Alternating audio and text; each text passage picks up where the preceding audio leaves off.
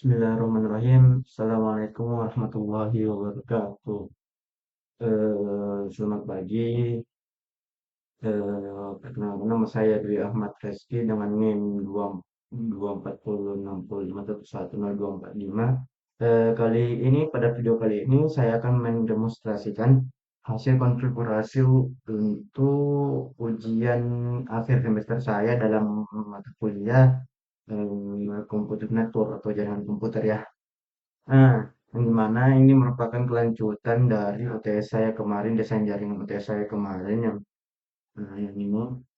Jadi pada kali ini sesuai apa soalnya itu saya disuruh untuk melakukan beberapa setup yaitu DHCP server, terus NAT dan hotspot ya. Jadi kita menggunakan address atau yang telah kita pakai untuk UTS kemarin. Jadi kita dapat lihat network dan ininya kita yang pakai. Jadi 192.165.168.5 ya dan menggunakan slash 28. Oke, kali ini kita langsung aja masuk ke GNS-nya.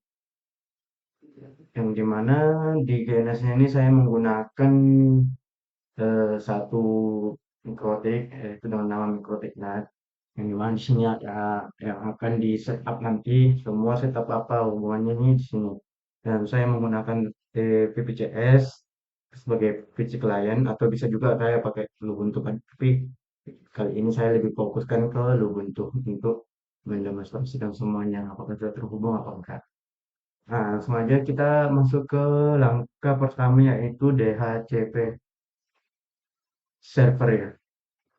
Nah, untuk DHCP server itu gunanya adalah agar basic client itu dapat terhubung secara otomatis, yaitu atau mendapatkan IP address secara otomatis. Pertama itu kita harus pastikan dulu di bagian address ya. Kita lihat IP addressnya berapa, itu setupnya. Nah, sini saya telah memasukkan IP address kemarin dengan interface LAN. Yang dimana LAN ini akan terhubung ke Ubuntu kita nanti.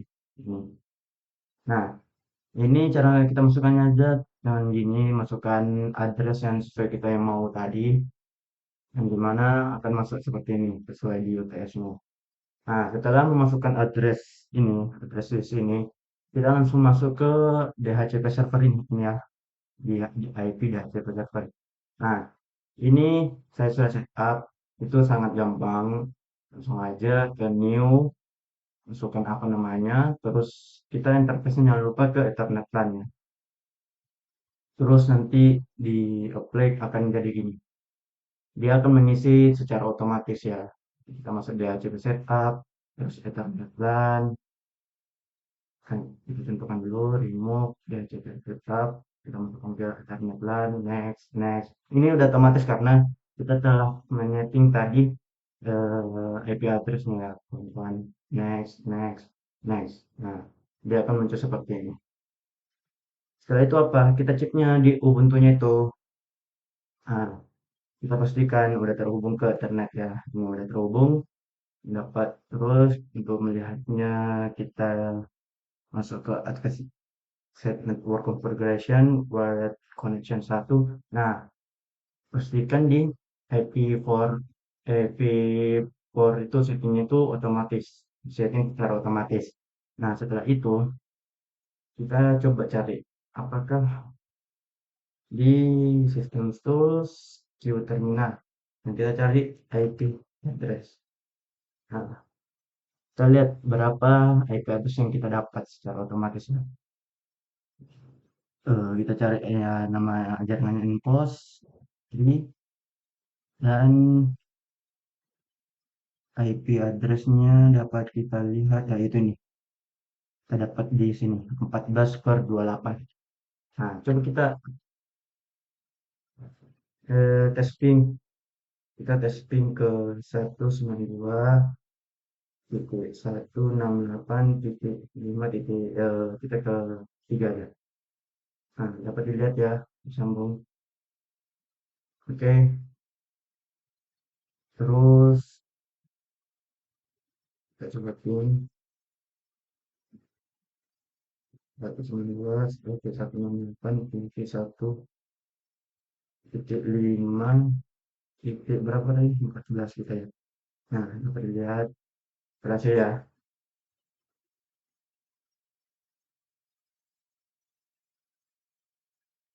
Oke teman-teman kita kontrol C untuk selesaikan. Nah selanjutnya untuk bagian setup NAT ya. Selanjutnya kita disuruh untuk setup NAT. Nah sebelumnya untuk setup NAT ini, buat apa itu setup NAT? Yaitu untuk kan tadi visi klien sudah menerima IP address kan, sudah mendapatkan IP address yang secara otomatis. Nah, tapi untuk agar visi klien itu dapat terhubung jaringan, dapat mengakses jaringan, itu kita membutuhkan NAT ini. Contohnya seperti ini caranya. Tapi kan ini udah saya masukkan ini NAT berapa kali. Jadi caranya itu gampang, kita masuk ke new, terus masukkan general, apa namanya, dan jangan lupa out interface-nya dimasukin Ethernet-nya. Nah, setelah itu action-nya kita masukkan ke Squirrel. Nah, ini untuk apa? Untuk itu tadi yang saya telah salah jelaskan untuk agar basic lain telah mendapatkan IP address secara otomatis tadi itu dapat mengakses internet itu. Nah, mari kita coba di sini dulu ya. Kita ping Google.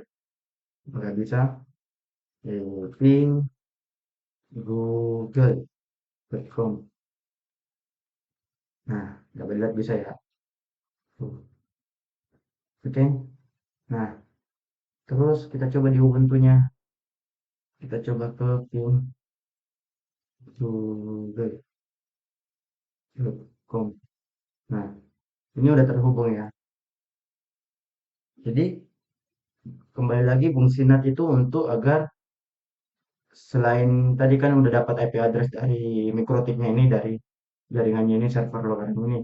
Jadi, kita perlu NAT ini untuk agar dapat mengakses jaringan di apa basic klien kita ini.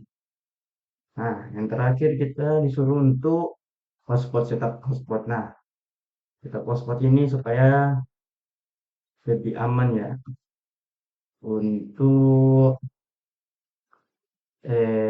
agar fisik lain itu enggak langsung dapat akses jaringannya. Jadi fisik lain itu harus login dulu untuk mendapatkan akses jaringan itu. Jadi kalau tanpa login dia tidak bisa mengakses. Nah, untuk setupnya itu gampang kali kita cari ke IP terus ke hotspot. Nah, ini saya sudah buat. Di mana hotspot satu itu sebagai nama saya dan passwordnya itu sudah saya setup juga. Nah, kita lihat udah. Oke, nah bisa lihat ini.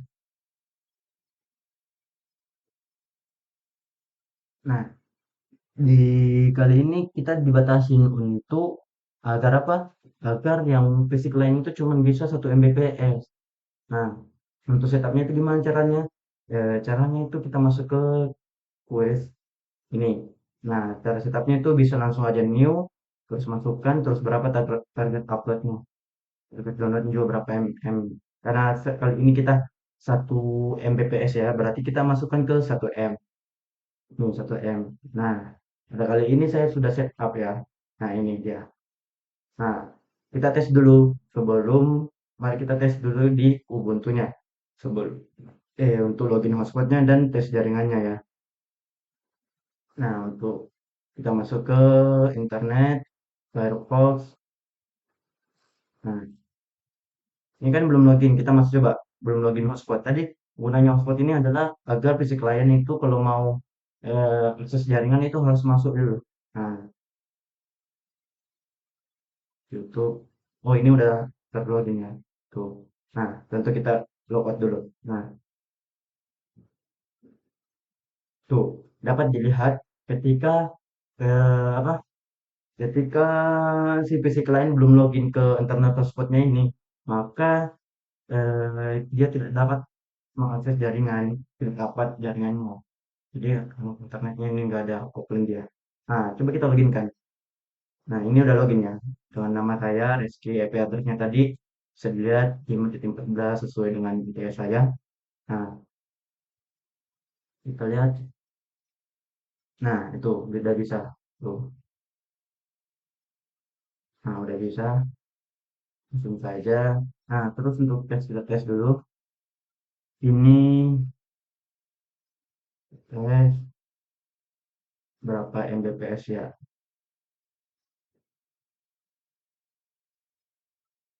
Nah, dapat kita lihat ini masih unlimited ya. Berarti sesuai dengan jadwal saya, dia lebih dari 25 Mbps. Terus unggahannya, nah, dia sekitaran 17 sampai 19 Mbps. Bisa langsung gitu.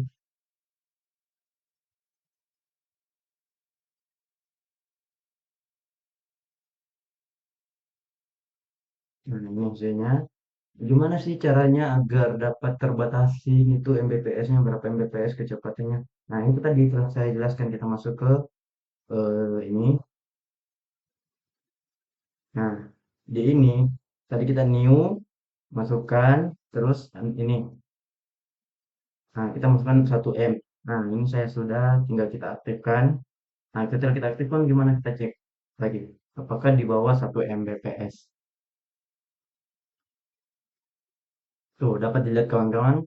Tuh, dia yang awalnya tadi 20 ya di sini, di atas sini.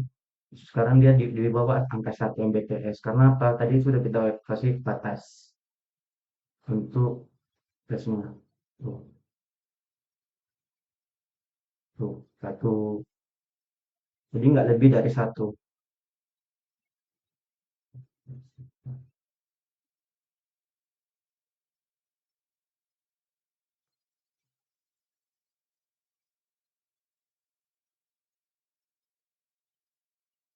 Baik, jadi selesai sudah untuk konfigurasi kita pada kali ini, yaitu DHCP server, yang dimana gunanya DHCP server ini agar PC klien dapat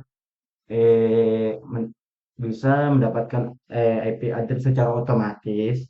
Yang kedua kita NAT, konfigurasi NAT, yang dimana fungsi NAT ini agar PC klien bukan cuma mendapatkan IP address doang, tapi dapat mengakses internet juga, dapat mendapatkan jaringan juga ini. Nah, dan hotspot, kita sudah melakukan konfigurasi hotspot, yang di mana guna hotspot ini adalah agar PC klien tidak dapat mengakses internet secara semena-mena. Jadi, eh, PC klien ini harus login terlebih dahulu ke hotspotnya. Nah, setelah kalau tidak login dia tidak dapat akses internet atau tidak connection loss. Nah, setelah login hotspot, itu eh, fisik lain dapat mengakses lagi, udah dapat jaringan dari server lokalnya itu.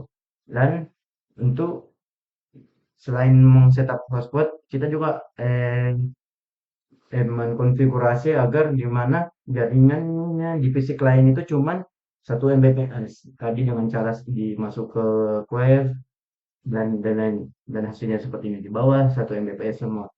Oke, kesimpulannya dari nomor 1 sampai nomor 3 ya, sampai pembatasan bandwidth ya, kita dapat melakukannya secara berhasil menggunakan GNS 3 ini dengan mikrofitnya tersebut pakai Winbox dan kita pakainya Ubuntu ya. Demikian presentasi saya pada pagi hari ini. Kurang lebihnya mohon dimaafkan. Wabillahi taufiq wal hidayah. Wassalamualaikum warahmatullahi wabarakatuh.